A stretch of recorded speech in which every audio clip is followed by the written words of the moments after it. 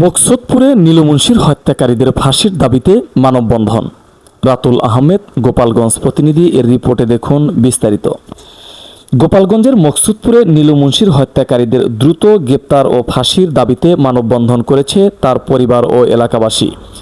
শুক্রবার 6 মার্চ বেলা 11টার দিকে উপজেলার কমলাপুর স্ট্যান্ড এলাকায় এ মানববন্ধন অনুষ্ঠিত হয়। এতে নিহতদের পরিবারের সদস্য ও স্থানীয় গ্রামবাসী অংশ নেন। তারা খুনিদের ছবিসহ প্লাকার্ড বহন করে স্লোগান দেন এবং বিক্ষোভ মিছিল করেন। বক্তারা বলেন, নীলু মুন্সিকে পরিকল্পিতভাবে হত্যা করা হয়েছে।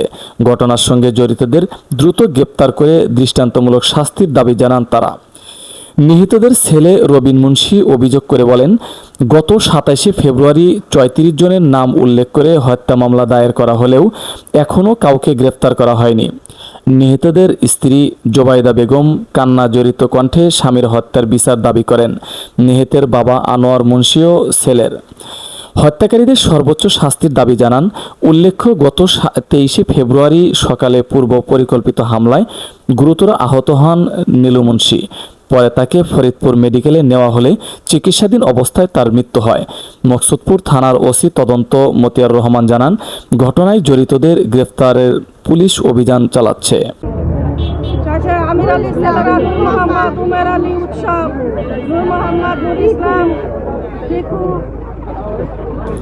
SMP news 24 news desk.